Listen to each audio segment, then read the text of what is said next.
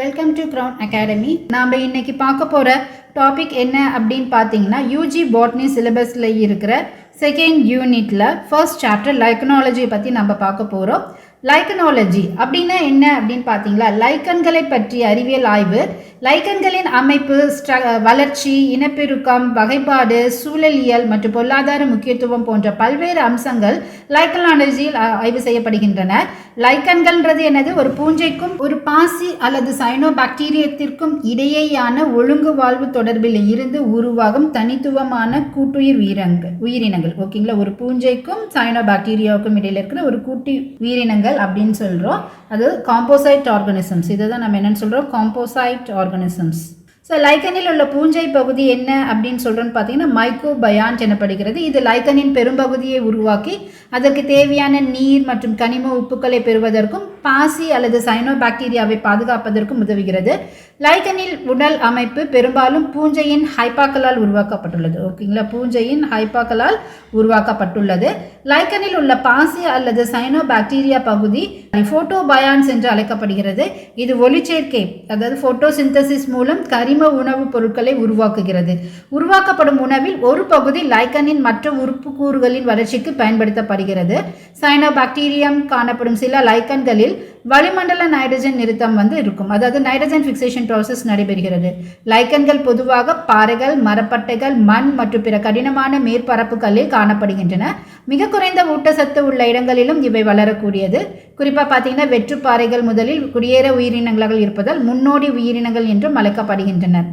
லைக்கன்கள் சுற்றுச்சூழல் ஆய்வுகளிலும் முக்கியத்துவம் பெற்றுள்ளன. குறிப்பாக பார்த்தீங்கன்னா, காற்றில் உள்ள சல்ஃபர் டை ஆக்சைடு போன்ற மாசுபடுத்திகளுக்கு இவை உணர்திறன் கொண்டவை. எனவே குறிப்பிட்ட பகுதியில் காணப்படும் லைக்கன்களின் இருப்பு அல்லது இல்லாமையை வைத்து காற்று மாசுபாட்டை மதிப்பீடு உயிரியல் குறியீடுகளாக, அதாவது பயோ இண்டிகேட்டர்ஸாகவும் இந்த லைக்கன்ஸ் இருக்குது அப்படின்ட்டு நம்ம சொல்லலாம்.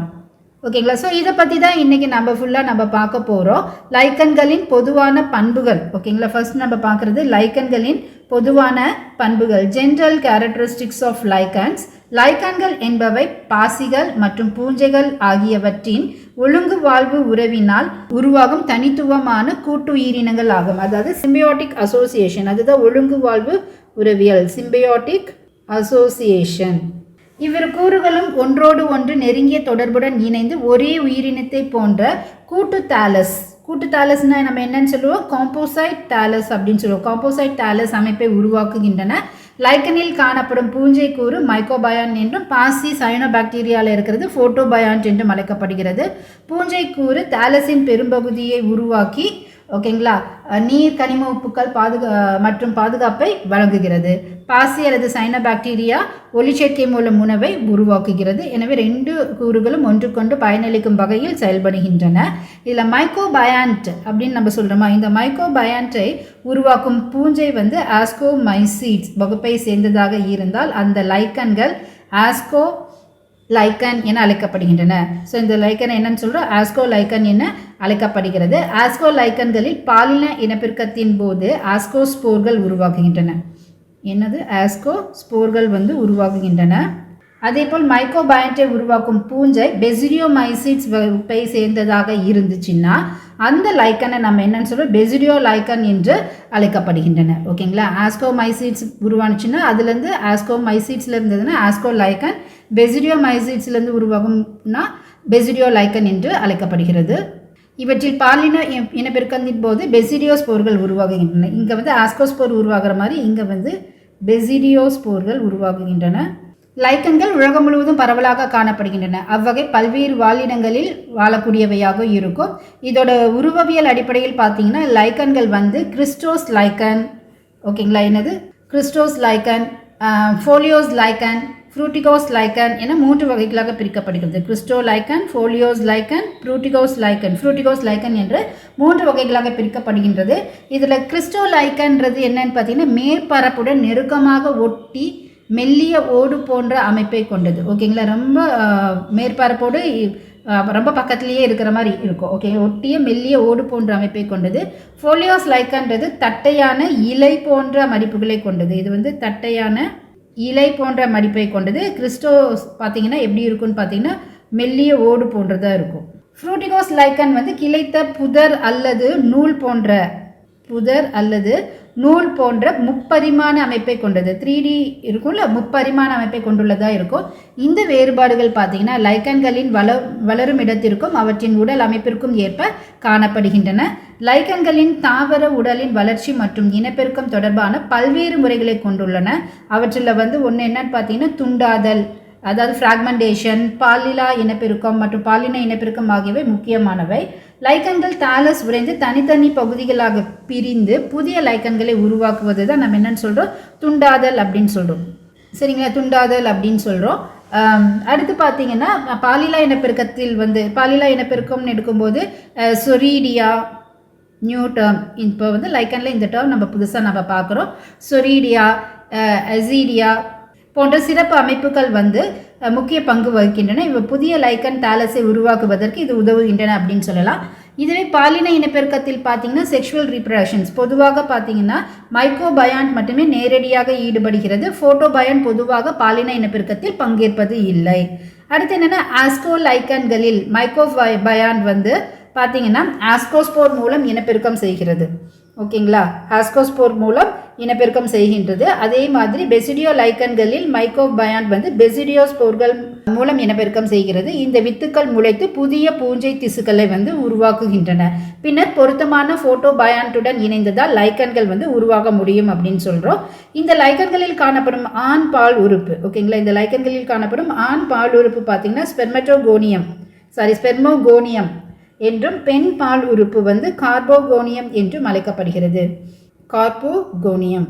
ஸ்பெர்மோகோனியத்தில் உருவாகும் ஆண் இனப்பெருக்க அணுக்கள் ஸ்பெர்மாஷியா.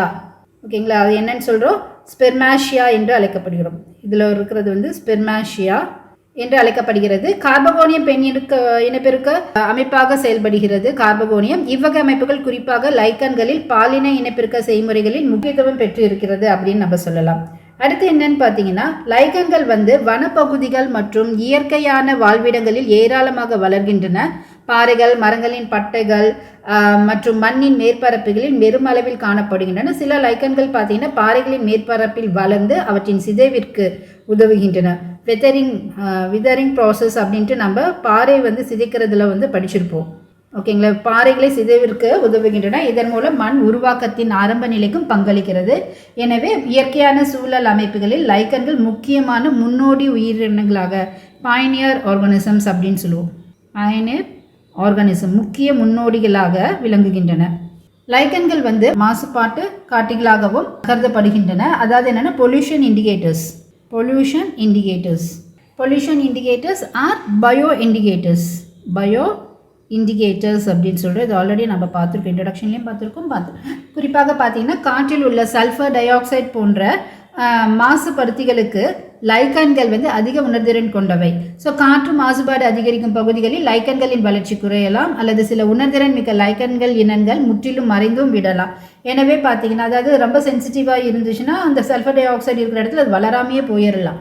ஓகேங்களா, ஸோ எனவே ஒரு குறிப்பிட்ட பகுதியில் காணப்படும் லைக்கன் இனங்களின் இருப்பு மற்றும் மிகுதியை வைத்து அந்த பகுதியில் காற்று மாசுபாட்டின் நிலையே நம்ம கணிக்க முடியும் அப்படின்னு சொல்கிறோம். அது மட்டும் இல்லாமல் லைக்கன்களின் பொது பண்புகள் பார்த்திங்கன்னா இவற்றின் உயிரியல் பண்புகள், தாலஸ் அமைப்பு, மைக்ரோபயாண்ட் மற்றும் ஃபோட்டோபயாண்ட் ஆகியவற்றின் தொடர்பு, உருவவியல் இனப்பெருக்க முறைகள் மற்றும் வாழ்விடம் ஆகியவற்றின் அடிப்படையில் புரிந்து கொள்ளப்படுகின்றன. இவற்றின் அடிப்படையில் லைக்கன்களின் பல்வேறு வகைகள் வேறுபடுத்தி பார்க்கப்படுகின்றன. எனவே லைக்கன்களின் பொதுவான பண்புகள் அறிவு கொள்வதுன்றது அதோட அமைப்பு, வகைப்பாடு, இனப்பெருக்கம், சூழலியல் முக்கியத்துவத்தை புரிந்து கொண்டாவே நம்ம லைக்கன்ஸை ஃபுல்லாகவே நம்ம படித்த மாதிரி ஆகிடும். ஓகேங்களா, ஸோ இந்த ஜென்ரலாக இதை பேஸ் பண்ணி என்ன மாதிரியான கேள்வியெலாம் நமக்கு கேட்பாங்க அப்படின்னு பார்த்தீங்கன்னா லைக்கனாலஜி என்பது எதனை பற்றி அறிவியல் அப்படின்னு கேட்கலாம். இதுக்கான சரியான பதில் என்ன அப்படின்னு பார்த்தீங்கன்னா லைக்கன்கள்ன்றது அறிவியல் ஆய்வில் லைக்கனாலஜி என்ன படிக்கிறது அறிவியல் ஆய்வில். ஸோ இதில் லைக்கன்களின் அமைப்பு, வகைப்பாடு, இனப்பெருக்கம், சூழலியல், பொருளாதார முக்கியத்துவம் ஆகியவை ஆய்வு செய்யப்படுகின்றன. அடுத்த கேள்வி பாருங்க, லைக்கன் என்பது எந்த 2 உயிரின கூறுகளின் கூட்டமைப்பு அப்படின்னு கேட்கலாம். லைக்கன் என்பது எந்த 2 உயிரினங்களின் கூட்டமைப்பு அப்படின்னு கேட்டாங்கன்னா இதுக்கு சரியான பதில் என்னன்னு பார்த்தீங்கன்னா பாசி மற்றும் பூஞ்சை. ஓகேங்களா, பாசி மற்றும் பூஞ்சை இது ரெண்டும் சேர்ந்தது தான் நம்ம என்னன்னு சொல்கிறோம் லைக்கன் அப்படின்னு சொல்கிறோம். ஸோ இப்போ லைக்கன்ற ஒரு பூஞ்சை மைக்ரோபயான், ஒரு பாசி அல்லது சைனோபாக்டீரியம் ஃபோட்டோபயான் ஆகியவற்றின் கூட்டு வாழ்வு. அடுத்த கேள்வி பார்த்தீங்கன்னா லைக்கனில் பூஞ்சை கூறு எவ்வாறு அழைக்கப்படுகிறதுனா லைக்கனின் பூஞ்சை கூறு மைக்கோபயாண்ட். ஓகேங்களா, மைக்கோபயாண்ட் என்று அழைக்கப்படுகிறது. இது பொதுவாக தாலஸின் பெரும்பகுதியை உருவாக்குகிறது அப்படின்னு சொல்லலாம். லைக்கனின் ஒளிச்சேர்க்கை செய்ய கூறு எது அப்படின்னு கேட்டாங்கன்னா லைக்கனில் ஒளிச்சேர்க்கை செய்யும் அந்த கூறு என்னென்னா ஃபோட்டோபயாண்ட். ஓகேங்களா, ஃபோட்டோபயாண்ட் அப்படின்னு சொல்கிறோம். பாசி அல்லது சைனோபாக்டீரியம் அடங்கிய ஒளிச்சேர்க்கை செய்யும் கூறு தான் ஃபோட்டோபயாண்ட்னு சொல்லி இது கரிம உணவை உருவாக்குகிறது. அடுத்து ஆஸ்கோமைசிட்ஸ் பூஞ்சையை கொண்ட லைக்கன் எவ்வாறு அழைக்கப்படுகிறது? ஆஸ்கோமைசிட்ஸ் பூஞ்சையை கொண்ட லைக்கன் எவ்வாறு அழைக்கப்படுகிறதுனா ஆஸ்கோ லைக்கன். இவ்வாறு அழைக்கப்படுகிறது ஆஸ்கோ லைக்கன் என்று அழைக்கப்படுகிறது. ஏன்னா மைக்கோபயாண்ட் ஆஸ்கோமைசிட்ஸ் வகையை சேர்ந்ததாக இருந்தால் அந்த லைக்கன் வந்து ஆஸ்கோ லைக்கன் அப்படின்னு சொல்கிறோம். இதுவே பெசிடியோமைசிட்ஸ் மைக்கோபயாண்டாக இருந்ததுன்னா அந்த லைக்கனை நம்ம என்னன்னு சொல்கிறோம்? பெசிடியோ லைக்கன் அப்படின்னு சொல்லுவோம். பெசிடியோ லைக்கன். ஓகேங்களா. நெக்ஸ்ட், லைக்கன்கள் பொதுவாக எவ்வாறு கருதப்படுகின்றன அப்படின்னு கேட்டாங்கன்னா இதுக்கு சரியான பதில் என்னன்னு சொல்லலாம்? கூட்டு உயிரினங்கள் அப்படின்னு சொல்லலாம். ஏன் கூட்டு உயிரினங்கள் அப்படின்னு சொல்கிறோன்னு பார்த்தீங்கன்னா பூஞ்சை மற்றும் ஒளிச்சேர்க்கை செய்யும் உயிரி இணைந்து உருவாக்குவதால் லைக்கன்கள் வந்து கூட்டு உயிரினங்கள், அதாவது காம்போசைட் ஆர்கானிசம்ஸ் என்று அழைக்கப்படுகிறது. ஓகேங்களா. ஸோ இதெல்லாமே ஜென்ரலாக இதில் இருக்கிற கேள்வி. அடுத்து பார்க்குறது நம்ம என்னென்னா கூட்டு வாழ்வு இயல்பு, சிம்பயோட்டிக் நேச்சர் பற்றி நம்ம பார்க்க போகிறோம். கூட்டு வாழ்வு இயல்புன்னு பார்த்தீங்கன்னா லைக்கன்கள் என்பவை கூட்டு வாழ்வு அல்லது ஒருங்கு வாழ்வு உறவு முறைக்கு ஒரு சிறந்த எடுத்துக்காட்டு அப்படின்னு சொல்லலாம். கூட்டு வாழ்வுன்றது என்னது? சிம்பயோசிஸ். ஓகேங்களா, சிம்பயோசிஸ் அல்லது ஒழுங்கு வாழ்வு உறவு முறைக்கு ஒரு சிறந்த எடுத்துக்காட்டு. இதில் ஒரு பூஞ்சையும் ஒரு பாசி அல்லது சைனோபாக்டீரியமும் நெருங்கிய தொடர்புடன் இணைந்து வாழ்கின்றன. பூஞ்சை கூறு வந்து மைக்கோபயாண்ட் என்றும் ஒளிச்சேர்க்கை செய்யும் கூறு ஃபோட்டோபயாண்ட் என்றும் அழைக்கப்படுகிறது. இவ்வாறு கூறுகளும் ஒன்றுக்கொன்று தேவையான பொருட்களை வழங்குவதன் மூலம் லைக்கனின் வளர்ச்சி மற்றும் உயிர் வாழ்விற்கு உதவுகின்றன அப்படின்னு சொல்லலாம். அடுத்து மைக்கோபயாண்ட், அதாவது பூஞ்சை, மைக்கோபயாண்ட் ஃபங்கஸ் அப்படின்னு சொல்கிறல. இதோட பொதுவாக பார்த்தீங்கன்னா லைக்கனில் காணப்படும் பூஞ்சை கூறு பொதுவாக ஆஸ்கோமைசிட்ஸ். ஓகேங்களா, ஆஸ்கோமைசிட்ஸ் அல்லது சில சமயங்களில் பெசிடியோமைசிட்ஸ் வகைப்பை சேர்ந்ததாகும். பூஞ்சை லைக்கனின் பெரும்பகுதியை உருவாக்குவதால் அதன் உடல் அமைப்பு, தாலஸ் ஸ்ட்ரக்சர் மற்றும் வடிவத்தை நிர்ணயிப்பதில் முக்கிய பங்கு வகிக்கிறது அப்படின்னு சொல்லலாம். பூஞ்சையின் ஹைப்பா இருக்குங்களா, பூஞ்சையின் ஹைப்பா ஒன்றோடு ஒன்று பிணைந்து லைக்கனின் கட்டமைப்பு சட்டகத்தை உருவாக்குகின்றது. ஓகேங்களா, அதுதான் ஹைப்பா தான் ஒன்றோடு ஒன்று பிணைந்து அந்த ஒரு ஃப்ரேம் ஒர்க்கை வந்து கொடுக்குது அப்படின்னு சொல்கிறோம். மைக்கோபயாண்ட் லைக்கனுக்கு கட்டமைப்பு சட்டகத்தை வழங்குவதுடன் ஃபோட்டோபயாண்டை சுற்றி பாதுகாப்பான சூழலையும் ஏற்படுத்துகிறது. இதன் மூலம் பார்த்தீங்கன்னா பாசி அல்லது சைனோபாக்டீரியம் அதிக வெப்பம், வறட்சி மற்றும் பிற சுற்றுச்சூழல் அழுத்தங்களில் இருந்து பாதுகாக்கப்படுகிறது. ஓகேங்களா. மேலும் பூஞ்சையின் ஹைப்பாக்கள் அடி மூலம் அல்லது வளரும் பரப்பிலிருந்து நீர் மற்றும் கனிம உப்புக்களை உறிஞ்சி அவற்றின் லைக்கன் தாலஸுக்கு கிடைக்க செய்கிறது அப்படின்னு நம்ம சொல்லலாம்.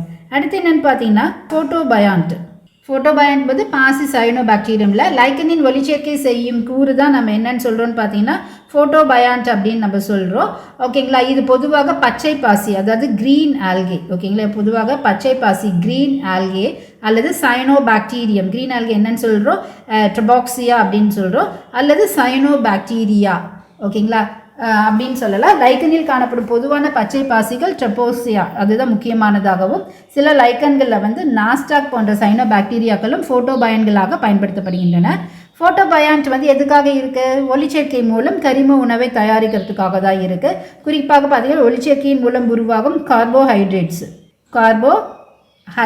அல்லது கரிம ஊட்டச்சத்துக்களில் ஒரு பகுதி பூஞ்சை கூற்றிற்கு கிடைக்கிறது. இதன் மூலம் மைக்கோபயாண்ட் தனது வளர்ச்சி மற்றும் வளர்ச்சிதை மாற்று செயல்பாடுகளுக்கு தேவையான ஆற்றலை பெறுகிறது. சில லைக்கன்களில் பார்த்தீங்கன்னா ஃபோட்டோபயாண்டாக சைனோபாக்டீரியா காணப்படுவதால் அவை வளிமண்டல நைட்ரஜனை நிலைநிறுத்தும். ஓகேங்களா, அதாவது நைட்ரஜன் ஃபிக்சேஷன் நம்ம சொல்லியிருப்போம். வளிமண்டல நைட்ரஜனை நிலைநிறுத்தும் திறனை கொண்டிருக்கலாம். இதன் மூலம் நைட்ரஜன் சேர்மங்கள் உருவாகி லைக்கனில் ஊட்டச்சத்து நிலைக்கு பங்களிக்கின்றன. எனவே லைக்கனில் மைக்கோபயாண்ட் மற்றும் ஃபோட்டோபயாண்ட் ஆகிய இரு கூறுகளும் வெவ்வேறு பணிகளை செய்தாலும் அவற்றின் நெருங்கிய தொடர்பு லைக்கனின் உயிர் வாழ்வு, வளர்ச்சி மற்றும் சூழலுக்கு ஏற்ப தகவமைப்பு, அதாவது அடாப்டேஷன்ஸ் ஆகியவற்றிற்கு உதவுகிறது. இதனால் லைக்கன்கள் கூட்டு வாழ்வின் சிறந்த எடுத்துக்களாக கருதப்படுகிறது. ஓகேங்களா. ஸோ இதில் வந்து என்ன மாதிரி கேள்வி உங்களுக்கு கேட்கலாம் அப்படின்னு பார்த்தீங்கன்னா, லைக்கன் எந்த உயிரியல் உறவின் சிறந்த எடுத்துக்காட்டு அப்படின்னா கூட்டு வாழ்வு. ஏன்னா ரெண்டுமே இருக்குது, பூஞ்சை மற்றும் பாசி ரெண்டுமே நெருங்கிய தொடர்புடன் வாழ்வதால் லைக்கன் வந்து இதுக்கு சிறந்த எடுத்துக்காட்டு அப்படின்னு சொல்லலாம். லைக்கனில் கட்டமைப்பு சட்டகத்தை முக்கியமாக வழங்குவது எது அப்படின்னு பார்த்தீங்கன்னா, ஓகேங்களா, லைக்கனின் கட்டமைப்பு சட்டகத்தை முக்கியமாக வழங்குவது எது அப்படின்னு பார்த்தீங்கன்னா மைக்கோபயாண்ட் தான். ஓகேங்களா, மைக்கோபயாண்ட் தான். ஏன்னா வந்து இதை பூஞ்சையோட ஒவ்வொரு ஹைப்பாக்களும் ஒன்றோடு ஒன்று பிணைந்து லைக்கனின் ஒரு முக்கிய உடல் அமைப்பை உருவாக்குகின்றன. அடுத்த கேள்வி, லைக்கனில் நீர் மற்றும் கனிம உப்புக்களை பெறுவதில் முக்கிய பங்கு வகிப்பது எது அப்படின்னு கேட்டாங்கன்னா மைக்கோபயாண்ட்ஸ் அப்படின்னு சொல்லலாம். ஏன்னா பூஞ்சையின் ஹைப்பாக்கள் அடிப்பொருளிலிருந்து அடி மூலக்கூறிலிருந்து நீரையும் கனிமங்களையும் உறிஞ்சுவதற்காக உதவுகிறது. அதனால மைக்கோபயாண்ட்ஸ் தான் இது முக்கிய பங்கு வகிக்கிறது அப்படின்னு சொல்லலாம். லைக்கனின் கார்போஹைட்ரேட்டுகளை உருவாக்கும் கூறு எது அப்படின்னா ஃபோட்டோபயான்ஸ். கார்போஹைட்ரேட்டுகளை உருவாக்கும் கூறு ஃபோட்டோபயான்ஸ். நெக்ஸ்ட் கொஸ்டின், கீழ்கண்டவற்றில் லைக்கனின் ஃபோட்டோபயான்ஸாக காணப்படக்கூடியது எது அப்படின்னு கேட்டிருக்காங்க. உங்களுக்கு ஆப்ஷன்ஸ் கொடுத்துருக்காங்க. ட்ரபாக்சியா, நாஸ்டாக், கிளாடோனியா, இவர்னியா அப்படின்னு கேட்டிருக்காங்க. நம்ம கண்டிப்பாக இதுலேயே பார்த்துட்டோம். ட்ரபாக்சியாவும் நாஸ்டாக்கும் தான் நம்ம என்னன்னு சொல்லியிருக்கோம், ஃபோட்டோபயாண்டாக காணக்கூடியது அப்படின்னு சொல்லியிருக்கோம். ஸோ சரியான பதில் ட்ரபாக்சியா அண்ட் நாஸ்டாக். அடுத்த கேள்வி என்ன அப்படின்னு பார்த்தீங்கன்னா, சில லைக்கன்களில் நாஸ்டாக் காணப்படுவதுடன் முக்கிய காரணம் என்ன அப்படின்னு கேட்டிருக்காங்க. நாஸ்டாக் காணப்படுவதின் முக்கிய காரணம் என்ன அப்படின்னா நைட்ரஜனை நிலைநிறுத்துவதற்கு உதவுகிறது. சில சைனோபாக்டீரியாஸ் நைட்ரஜனை நிலைநிறுத்த உதவுகிறது அப்படின்னு சொன்னோமா. நாஸ்டாக் போன்ற சில சைனோபாக்டீரியாக்கள் பார்த்தீங்கன்னா வளிமண்டல நைட்ரஜனை நிலைநிறுத்தும் திறன் கொண்டவையாக இருக்கிறது. அடுத்து நம்ம பார்க்குறது என்னன்னு பார்த்தீங்கன்னா உருவவியல் வகைகள், அதாவது மார்ஃபலாஜிக்கல் டைப்ஸ். லைக்கன்கள் பார்த்தீங்கன்னா பொதுவாக அவற்றின் தோற்றம், தாலஸின் அமைப்பு மற்றும் அவை வளரும் அடிப்பொருளில் ஒட்டிக்கொள்ளும் விதம், அதாவது சப்ஸ்ட்ரேட்டமில் ஒட்டிக்கொள்ளும் விதம், சப்ஸ்ட்ரேட்டம் சொல்லும்ல, இதில் ஒட்டிக்கொள்ளும் விதம் ஆகியவற்றின் அடிப்படையில் 3 முக்கிய உருவவியல் வளர்ச்சி படிவங்களாக வகைப்படுத்தப்படுகின்றன. அவை கிரெஸ்டோஸ், ஃபோலியோஸ், ஃப்ரூட்டிகோஸ். ஓகேங்களா, கிரெஸ்டோஸ், ஃபோலியோஸ் மற்றும் ஃப்ரூட்டிகோஸ் அப்படின்னு சொல்லலாம். இவ்வகைகள் பார்த்தீங்கன்னா லைக்கன்களின் வெளிப்புற தோற்றத்திலும் வளர்ச்சி முறையிலும் ஒரு தெளிவான வேறுபாடுகளை கொண்டுள்ளன. இதில் கிரெஸ்டோஸ்ன்றது லைக்கன்கள் பாறைகள், மரப்பட்டைகள் மற்றும் பிற அடிப்பொருள்களுடன் மிகவும் நெருக்கமாகவும் உறுதியாகவும் ஒட்டி கொண்டிருக்கும். ஓகேங்களா. ஸோ இவற்றின் தாலஸ் மெல்லிய ஓடு அல்லது படலம் போன்ற அமைப்பை கொண்டிருக்கும். தாலஸ் அடிப்பொருளுடன் மிகவும் இறுக்கமாக இணைந்திருப்பதால் அடிப்பொருளை சேதப்படுத்தாமல் இவற்றை அகற்றுவதுன்றது ரொம்ப கடினமாக இருக்கும். பொதுவாக பாறைகள் மற்றும் மரைப்பட்டைகளின் மேற்பரப்பில் பரவலாக இது காணப்படுகின்றன. கிரெஸ்டோஸ் லைக்கன்களின் தாலஸ் பொதுவாக தட்டையானதாகவும் அடிப்பொருளுடன் நெருக்கமாக இணைந்ததாகவும் காணப்படும். இவற்றின் கீழ்ப்பகுதி வந்து தனித்த தெளிவான அமைப்பாக இல்லாமல் அடிப்பொருளுடன் இணைந்திருப்பதால் இவற்றை எளிதில் பிரித்தெடுக்க முடியாது. எனவே அடிப்பொருளுடன் மிக நெருக்கமாக ஒட்டியிருத்தல் என்பது கிரெஸ்டோஸ் லைக்கன்களின் முக்கிய பண்பு. அடுத்து என்னென்னா ஃபோலியோஸ் என்பது பார்த்தீங்கன்னா லைக்கன்கள் வந்து இலை போன்ற, ஓகேங்களா, ஃபோலியோஸ் லைக்கன் வந்து இலை போன்ற தட்டையான மற்றும் மடிப்புகளை கொண்ட தாலஸை கொண்டது. ஓகேங்களா, மடிப்புகளை கொண்ட தாலஸை கொண்டது. இவற்றில் தெளிவான மேல் மற்றும் கீழ் பரப்புகள் வந்து காணப்படுகின்றன. ஓகேங்களா, தெளிவான மேல் மற்றும் கீழ் பரப்புகள் வந்து காணப்படுகின்றன. தாலஸ் பொதுவாக அகலமாக பரவி சில பகுதிகள் அடிப்பொருளிலிருந்து சற்று விலகி இருக்கும். எனவே கிரெஸ்டோஸ் லைக்கன்களுடன் ஒப்பிடும்போது இவற்றை அடிப்பொருளில் இருந்து ஓரளவு எளிதாக பிரிக்க முடியும். ஓகேங்களா. இந்த ஃபோலியோஸ் லைக்கன்கள் பார்த்தீங்கன்னா ரைசின்ஸ் எனப்படும். ஓகேங்களா, ரைசின்ஸ் எனப்படும் வேர் போன்ற அமைப்புகளின் மூலம் அடிப்பொருளுடன் இணைக்கப்படுகின்றன. ஓகேங்களா, ரைசின்ஸ் எனப்படும் வேர் பொருளுடன் பகுதியில் இணைக்கப்படுகின்றன. ரைசின்ஸ்கள் பார்த்தீங்கன்னா உண்மையான வேர்கள் இல்லை, இவை பூஞ்சையின் ஹைப்பாக்களால் உருவாகும் அமைப்புகளாகும். இதோட ஹைப்பாஸ்லேருந்து உருவாகிற ஒரு அமைப்பு தான் நம்ம என்னன்னு சொல்கிறோம்னு பார்த்தீங்கன்னா ரைசின்ஸ் அப்படின்னு சொல்கிறோம். இவை முக்கியமாக தாலஸை அடிப்பொருளுடன் இணையாக, அதாவது சப்ஸ்ட்ரேட்டம்ஸோட நிலையாக இணைந்து கொள்ள உதவுகின்றன. ஃபோலியோஸ் லைக்கன்களின் இலை போன்ற தாலஸ் அமைப்பு அவற்றை மற்ற 2 வகைகளிலிருந்து எளிதில் வேறுபடுத்த உதவுகிறது. அடுத்து என்னன்னு பார்த்தீங்கன்னா ஃப்ரூட்டிகோஸ் அமைப்பின் போது பார்த்தீங்கன்னா இந்த லைக்கன்கள் பார்த்தீங்கன்னா புதர் போன்ற உருளை வடிவ நூல் போன்ற கிளைத்த அமைப்புகளை கொண்டது. இவற்றின் தாலஸ் பொதுவாக முப்பரிமாண வளர்ச்சியை கொண்டுள்ளது. இவை அடிப்பொருளுடன் ஒரு சிறிய பகுதியில் மட்டும் இணைந்திருந்து மேல் நோக்கி நிமிர்ந்து வளரலாம் அல்லது கிளைகளிலிருந்து கீழ் நோக்கி தொங்கியும் காணப்படலாம். ஒன்று மேல் நோக்கி வளரும், இல்லைன்னா கிளைகளிலிருந்து கீழ் நோக்கி தொங்கியும் காணப்படும். ஸோ இந்த ஃப்ரூட்டிகோஸ் லைக்கன்களின் தாலஸ் பொதுவாக கிளைத்த பிரான்ச் அமைப்பை கொண்டிருப்பதால் இவை சிறிய புதர் அல்லது கொத்து போன்ற தோற்றத்தை பெறுகின்றன. சில வகைகள் பார்த்தீங்கன்னா மரக்கிளைகளில் தொங்கிக் கொண்டும் சில வகைகள் தரைப்பகுதியிலிருந்து நிமிர்ந்தும் வளர்கின்றன.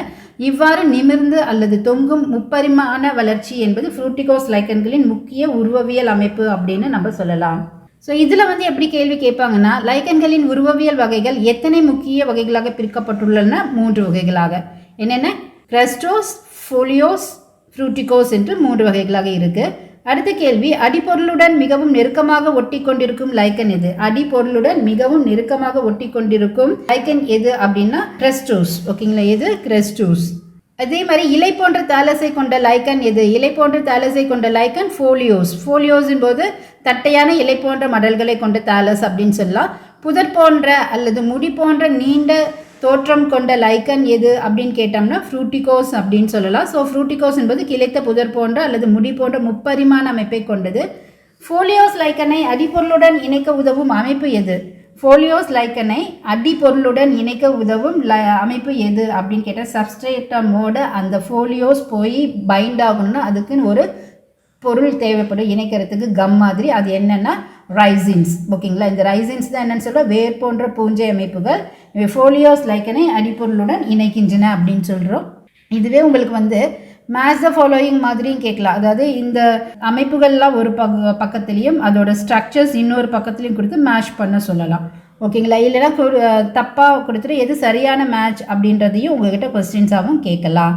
அடிப்பொருளிலிருந்து எளிதாக அகற்றக்கூடிய உருவவியல் வகை எது அப்படின்னு கேட்டாங்கன்னா ஃப்ரூட்டிகோஸ். அடிப்பொருளிலிருந்து எளிதாக அகற்றக்கூடிய சப்ஸ்ட்ரேட்டம் இருக்குன்னா அதிலிருந்து எளிதாக அகற்றக்கூடிய உருவவியல் வகை எது அப்படின்னா ஃப்ரூட்டிகோஸ் அப்படின்னு சொல்லலாம்.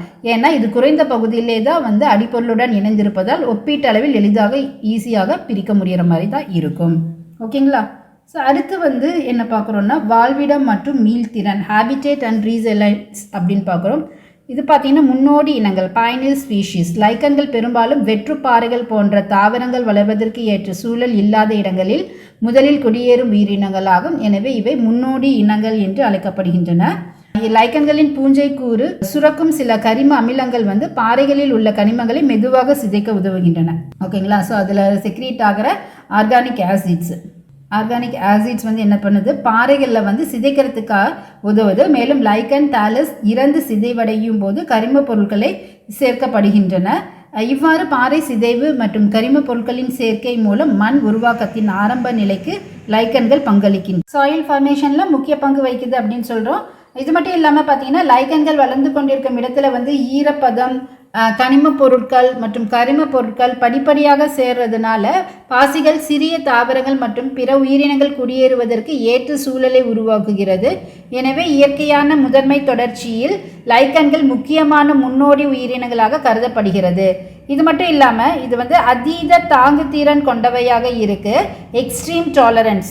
லைக்கன்கள் பார்த்தீங்கன்னா பல்வேறு கடுமையான சுற்றுச்சூழல் நிலைகளையும் தாங்கி உயிர் வாழக்கூடியவை. குறிப்பாக பார்த்தீங்கன்னா சில லைக்கன்கள் வறட்சியை தாங்கும் தன்மையை கொண்டுள்ளது. அதாவது ட்ரவுட் டாலரன்ஸ் அப்படின்னு சொல்கிறோம். Trout tolerance. ஓகேங்களா. இவை பொதுவாக பாய்க்ளோஹைட்ரிக் உயிரினங்களாக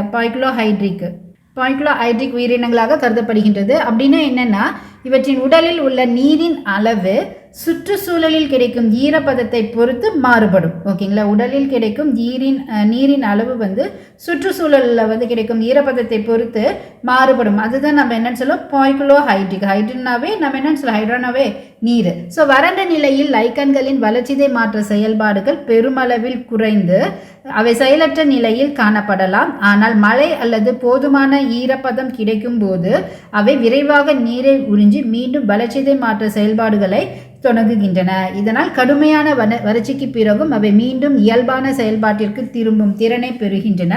இந்த பண்பு லைக்கன்களின் சிறந்த மீள்திறனை வெளிப்படுத்துகின்றன. ஓகேங்களா. இதோட மீள்திறனை வெளிப்படுத்தின அதுதான் ரீசைலன்ஸ் அப்படின்ட்டு நம்ம சொல்கிறோம். ஸோ லைக்கன்கள் அதீத குளிர், அதீத வெப்பம், வறட்சி மற்றும் குறைந்த ஊட்டச்சத்து போன்ற பல்வேறு கடுமையான சூழல்களிலும் வளரக்கூடியவை. சில லைக்கன்கள் நீண்ட காலத்திற்கு நீர் பற்றாக்குறையை தாங்கி சாதகமான சூழ்நிலை மீண்டும் கிடைக்கும் போது செயல்பாட்டை தொடங்குகின்றன. இதனால் அவை பல்வேறு வாழ்விடங்களில் பரவலாக காணப்படுகிறது. ஒரு சில இடத்துல பார்த்தீங்கன்னா மெதுவான வளர்ச்சியாக இருக்கும். ஸோ லைக்கன்கள் பொதுவாக மிகவும் மெதுவாக வளரும் உயிரினங்களாகும். பல லைக்கன் இனங்கள் பார்த்தீங்கன்னா ஆண்டிற்கு சில மில்லிமீட்டர்கள் மட்டுமே, ஓகேங்களா, சில மில்லிமீட்டர்கள் மட்டுமே வளரக்கூடியவை. அவற்றின் மெதுவான வளர்ச்சி விகிதம் இனத்திற்கு இனம் மற்றும் சுற்றுச்சூழல் நிலைமைகளுக்கு ஏற்ப மாறுபடும். ஓகேங்களா. ஸோ ஈரப்பதம், வெப்பநிலை, ஒளி, அடிப்பொருளின் தன்மை மற்றும் ஊட்டச்சத்து போன்ற காரணிகள் வந்து இவற்றின் வளர்ச்சி விகிதத்தை வந்து பாதிக்கின்றன அப்படின்னு சொல்லலாம். லைக்கன்களின் மெதுவான வளர்ச்சி காரணமாக இவற்றின் தாலஸ் முழுமையாக வளர்ந்து முதிர்ச்சி அடைந்து நீண்ட காலம் ஆகலாம். ஸோ இருப்பினும் அவற்றின் வறட்சி தாக்குத்திறன், கடுமையான சூழல்களை தாங்கும் திறன் மற்றும் மீண்டும் செயல்படும் திறன் ஆகியவை இவற்றை நீண்ட காலம் உயிர் வாழக்கூடிய உயிரினங்களாக மாற்றுகின்றன அப்படின்னு சொல்கிறோம். ஸோ இதில் என்ன மாதிரியான கேள்விகள் நமக்கு இந்த வாழ்விடம் மற்றும் மீள்திறனில் கேட்பாங்கன்னா, லைக்கன் வெற்றுப்பாதைகளில் முதலில் குடியேறுவதால் எவ்வாறு அழைக்கப்படுகிறது அப்படின்னா பாயினியர் ஸ்பீஷீஸ் என்று அழைக்கப்படுகிறது, முன்னோடி இனங்கள் என்று அழைக்கப்படுகின்றன. ஏன்னா வெற்றுப்பாறைகள் போன்ற புதிய வாழ்விடங்களில் முதலில் குடியேறும் உயிரினங்கள் முன்னோடி இனங்கள் எனப்படுகின்றன. நெக்ஸ்ட் கொஸ்டின், பாறைகளின் சிதைவில் லைக்கன்களின் முக்கிய பண்பு என்ன அப்படின்னு கேட்டாங்கன்னா, கரிம அமிலங்களை சுரத்தல் தான் லைக்கனோட முக்கிய பண்பாக இருக்குது. ஏன்னா லைக்கன்கள் சுரக்கும் சில கரிம அமிலங்கள் தான் பாறைகளின் கனிமங்களை வந்து சிதைக்கிறதுக்கு உதவுகிறது. அதனால் அதோட முக்கிய பண்பு என்னென்னா கரிம அமிலங்களை சுரத்தல். நெக்ஸ்ட் கொஸ்டின், லைக்கன்களின் நீர்நிலை சுற்றுச்சூழல் ஈரப்பதத்துடன் மாறுபடும் தன்மை எவ்வாறு அழைக்கப்படுகிறது? லைக்கன்களின் நீர்நிலை சுற்றுச்சூழல் ஈரப்பதத்துடன் மாறுபடும் தன்மை எவ்வாறு அழைக்கப்படுகிறதுனா பாய்குலோஹைட்ரிக் என்று அழைக்கப்படுகிறது. ஏன்னா உயிரினங்களின் உடலின் நீர் அளவு சுற்றுச்சூழலில் கிடைக்கும் நீரை பொறுத்து மாறுபடும். அதனால் அதை நம்ம என்னன்னு சொல்ல பாய்குலோஹைட்ரிக் என்று அழைக்கிறோம். அடுத்த கேள்வி, வறட்சிக்கு பிறகு ஈரப்பதம் கிடைக்கும் போது லைக்கன்களில் என்ன நிகழ்கிறது? வறட்சிக்கு பிறகு ஈரப்பதம் கிடைக்கும் போது லைக்கன்களில் என்ன ப்ராசஸ் நடக்கும் அப்படின்னு பார்த்தீங்கன்னா, வளர்ச்சிதை மாற்ற செயல்பாடு மீண்டும் தொடங்கும். வளர்ச்சிதை மாற்ற செயல்பாடு மீண்டும் தொடங்கும். ஓகேங்களா. அதாவது வறண்ட நிலையில் செயல்பாடு குறைந்தாலும் ஈரப்பதம் கிடைக்கும் போது லைக்கன்கள் மீண்டும் நீரை உறிஞ்சி வளர்ச்சிதை மாற்ற செயல்பாட்டை தொடங்குகின்றன. நெக்ஸ்ட் கொஸ்டின், இந்த வளர்ச்சி விகிதத்தை பொறுத்து கேட்டிருக்கு. லைக்கன்களின் பொதுவான வளர்ச்சி விகிதம் எவ்வாறு இருக்கும்? லைக்கன்களின் பொதுவான வளர்ச்சி விகிதம் மெதுவானதாக தான் இருக்கும். ஏன்னா பல இனங்கள் ஆண்டிற்கு சில மில்லிமீட்டர்கள் மட்டுமே வளரக்கூடியதாக இருக்கிறதுனால இதோட வளர்ச்சி விகிதம் மெதுவாக தான் இருக்கும். ஓகேங்களா. ஸோ இதெல்லாமே இந்த வாழ்விடம் மற்றும் மீள்திறனில் வந்து நமக்கு கேட்குற கேள்விகள். அடுத்து வந்து என்னென்னா உள் உடற்கூறியல், அதாவது இன்டர்னல் அனாட்டமி அப்படின்னு சொல்கிறோம். ஒரு வழக்கமான இலை போன்ற லைக்கனின் குறுக்குவெட்டு தோற்றத்தை ஆராய்ஞ்சு பார்த்தோம்னா, தாலஸ், அது இப்போ எக்ஸாம்பிள் வந்து ஃபோலியோஸ் லைக்கன் எடுத்துக்கிறோன்னு வச்சுக்கோங்க. அதோட தாலஸ் பல்வேறு அடுக்குகளை கொண்டிருப்பதை காணலாம். இந்த அடுக்குகள் ஒன்றுக்கு ஒன்று வேறுபட்ட அமைப்பையும் பணியையும், ஓகேங்களா, ஒன்றுக்கொண்டு வேறுபட்ட அமைப்பையும் பணியையும் கொண்டுள்ளன. பொதுவாக வெளிப்புறத்திலிருந்து உட்புறமாக மேல்புரணி மற்றும் கீழ்ப்புரணி, ஓகேங்களா, மேல்புரணி மற்றும் கீழ்ப்புரணி, பாசி அடுக்கு, மெடுலா ஆகிய 4 முக்கிய அடுக்குகள் இருக்குது. ஓகேங்களா. வெளிப்புறத்துலேருந்து உட்புறமாக அப்படியே எடுத்து பார்த்தீங்கன்னா, ஃபஸ்ட்டு வந்து மேல்புரணி, அடுத்து வந்து பாசி அடுக்கு, அடுத்து வந்து மெடுலா, அடுத்து வந்து கீழ்ப்புரணி. ஸோ இந்த 4 அடுக்குகள் வந்து காணப்படுகின்றன. இதில் மேல்புரணி அப்படின்றது பார்த்தீங்கன்னா, இது லைக்கன் தாலஸின் வெளிப்புறத்தில் அமைந்துள்ள ஒரு பாதுகாப்பு அடுக்கு. இது பொதுவாக அடர்த்தியாக பின்னி பிணைந்த பூஞ்சை இலைகளால் ஆன ஹைப்பாக்களால் உருவாக்கப்படுகின்றன. ஓகேங்களா. பின்னி பிணைந்த பூஞ்சை இலைகளால் ஆன ஹைப்பாக்களால் வந்து இது உருவாக்கப்படுகின்றன. இந்த மேல்புரணி தாலஸின் உட்புற பகுதிகளில் அதிக ஒளி, வெளிச்சம், வெப்பம், வறட்சி மற்றும் இயந்திர தாக்கங்கள் போன்ற சுற்றுச்சூழல் காரணிகளில் இருந்து பாதுகாக்கிறது. மேலும் தாலஸின் வடிவத்தையும் நிலைத்தன்மையையும் பராமரிக்கிறது அப்படின்னு சொல்லலாம். அடுத்தடுக்கு என்னென்னா பாசி அடுக்கு அப்படின்போது பார்த்தீங்கன்னா, இது என்னன்னு சொல்கிறோம், ஆல்கல் லேயர் அப்படின்னு சொல்கிறோம். மேல் புறணிக்கு கீழே பாசி அடுக்கு அமைந்துள்ளது. இந்த பாசி அல்லது சைனோபாக்டீரியத்தின் செல்கள் பூஞ்சையின் ஹைப்பாக்களுக்கு இடையில் காணப்படுகின்றன. ஸோ இந்த ஹைப்பா இப்படி இருக்குது அப்படின்னா இதுக்கு இடையில இது காணப்படும். ஓகேங்களா. ஸோ பூஞ்சைகளின் ஹைப்பாக்களுக்கு இடையில் காணப்படுகின்றன. இப்பகுதியில் உள்ள ஒளிச்சேர்க்கை உயிர்கள் ஒளிச்சேர்க்கை மூலம் கரிம உணவுகளை தயாரிக்கின்றன. ஓகேங்களா. ஸோ ஒளிச்சேர்க்கை மூலம் தேவையான உணவுகளை தயாரிக்கின்றன. உருவாகும் உணவுப் பொருட்கள் லைக்கனின் வளர்ச்சி மற்றும் வளர்ச்சிதை மாற்ற செயல்பாடுகளுக்கு பயன்படுத்தப்படுகிறது. இந்த பாசி அடுக்கு இருப்பது லைக்கன் தாலஸின் ஒரு முக்கிய சிறப்பம்சம் அப்படின்னே சொல்லலாம். அடுத்து என்னன்னு பார்த்தீங்கன்னா மெடுலா. மெடுலான்றது என்னன்னு பார்த்தீங்கன்னா பாசி அடுக்கிற்கு கீழே காணப்படும் நடுப்பகுதி மெடுலா அப்படின்னு சொல்கிறோம். இது பொதுவாக தளர்வாக அமைந்த பூஞ்சை ஹைப்பாக்களால் உருவாக்கப்படுகிறது. அதாவது லூஸ்லி அரேஞ்சு ஃபங்கல் ஹைப்பாக். ஸோ இதனால் உருவாக்கப்படுகிறது. லூஸ்லி அரேஞ்சு ஃபங்கல் ஹைப்பாக்கல்னால உருவாக்கப்படுகிறது. இது லைக்கன் தாலஸில் மிகவும் தடிமனான பகுதியாக இருக்கலாம். ஹைப்பாக்கல் இடையில் காற்று இடைவெளிகள் காணப்படுவதால் வாயு பரிமாற்றத்திற்கும் ஈரப்பதத்தை தக்க வைத்துக் கொள்வதற்கும் இது உதவுகிறது. மெடுலா தாலஸின் உட்புற அமைப்பிற்கும் ஆதரவையும் வழங்குகிறது அப்படின்னு சொல்கிறோம். அடுத்து கீழ்ப்புரணி, அதாவது லோயர் கார்டெக்ஸ் அப்படின் போது பார்த்தீங்கன்னா மெடுலாவில் கீழே அமைந்துள்ள வெளிப்புற அடுக்கு கீழ்ப்புரணி எனப்படுகிறது. இது மேல்புரணியை போன்று அடர்த்தியாக அமைந்த பூஞ்சை ஹைப்பாக்களால் உருவாக்கப்படுகிறது. ஓகேங்களா, மேல்புரணியை போன்று பூஞ்சை ஹைப்பாக்களால் தான் உருவாக்கப்படுகிறது. கீழ்ப்புரணியின் வெளிப்புறத்தில் சில லைக்கன்களில் இந்த ரைசின்ஸ் எனப்படும் வேர் போன்ற பூஞ்சை. ஓகேங்களா, ரைசின்ஸ்ன்றது என்னது? வேர் போன்ற பூஞ்சை இலை அமைப்புகள் உருவாகுகின்றன. இவை லைக்கனை அதன் அடிப்பொருளுடன் இணைத்து நிலைநிறுத்த உதவுகின்றன. ஸோ ரைசின்கள் உண்மையான வேர்கள் அல்ல, இவை பூஞ்சை ஹைப்பாக்களால் உருவான ஒரு சிறப்பு அமைப்பு அப்படின்ட்டு நம்ம சொல்கிறோம். ஸோ இதில் என்ன மாதிரி கேள்வி கேட்குறாங்கன்னா, ஃபோலியேஸ் லைக்கனின் குறுக்குவெட்டில் பொதுவாக எத்தனை முக்கிய அடுக்குகள் காணப்படுகின்றன? 4 முக்கிய அடுக்குகள் இருக்குது. Upper cortex, algal layer, medulla, lower cortex. அதாவது மேல்புரணி, பாசி அடுக்கு, மெடுலா, கீழ்ப்புரணி அப்படின்னு 4 அடுக்குகள் உள்ளது. லைக்கன் தாலஸின் வெளிப்புற பாதுகாப்பு அடுக்கு எது? லைக்கன் தாலஸின் வெளிப்புற பாதுகாப்பு அடுக்கு எதுன்னா அப்பர் கார்டெக்ஸ். அதாவது மேல்புரணி தான் நம்ம என்னன்னு சொல்கிறோம், அப்பர் கார்டெக்ஸ் அப்படின்னு சொல்கிறோம். இது அடர்த்தியாக அமைந்த பூஞ்சை ஹைப்பாக்களால் உருவாகி உள்பகுதியை பாதுகாக்கிறது. நெக்ஸ்ட் கொஸ்டின் எப்படி கேட்பாங்கன்னா, லைக்கனின் பாசி அடுக்கு எதற்கு காரணமானது? லைக்கனின் பாசி அடுக்கு எதற்கு காரணமானது அப்படின்னா ஒளிச்சேர்க்கைக்கு காரணமானது அப்படின்னு சொல்கிறோம். லைக்கனின் மிகவும் தடிமனான நடுப்பகுதி எதுன்னா மெடுலா. மெடுலா பொதுவாக தளர்வாக அமைந்த பூஞ்சை ஹைப்பாக்களால் ஆன ஒரு நடுப்பகுதி. ஓகேங்களா, ஸோ இந்த மெடுலாவின் ஹைப்பாக்கல் எவ்வாறு அமைந்துள்ளது அப்படின்னா தளர்வாக அமைந்துள்ளதுன்னு சொல்கிறோம். ஏன்னா மெடுலாவில் பூஞ்சை ஹைப்பாக்கல் தளர்வாக அமைந்திருப்பதனால தான் காற்று இடைவெளிகள் அங்கே காணப்படுகின்றன. அடுத்து ரைசின்ஸ் பொதுவாக எந்த பகுதியில் ஓகேங்களா காணப்படுகிறதுனா லோயர் கார்டெக்ஸில். ரைசின்ஸ் பொதுவாக லோயர் கார்டெக்ஸில் தான் காணப்படுது. ஏன்னா லைக்கனே அடிப்பொருளுடன் இது இணைகின்றன, அதனால லோயர் கார்டெக்ஸில் இது காணப்படுது அப்படின்னு சொல்கிறோம். ஸோ இதெல்லாமே என்ன அப்படின்னு பார்த்தீங்கன்னா நம்ம லைக்கனோட பொது பண்புகளில் நம்ம பார்த்துட்ருக்கோம். இதோட கண்டினியூவேஷன்ஸ் இனப்பெருக்கம் இதெல்லாம் இருக்குது. இதை நெக்ஸ்ட் கிளாஸில் நம்ம பார்க்கலாம். தேங்க்யூ. இப்போ நீங்க பார்த்த இந்த வீடியோ மாதிரியே நம்ம கிரவுன் அகாடமில 10 யூனிட்ஸ்க்கான video classes, material and online test வழங்கப்படுகிறது. இது மட்டும் இல்லாம தமிழ் மொழி தகுதி தேர்வுக்கான video class, material and online டெஸ்டும் வழங்கப்படுகிறது. மேலும் தகவல்களுக்கு ஸ்கிரீன்ல தெரியிற நம்பருக்கு கால் பண்ணுங்க. கால் 9363736833.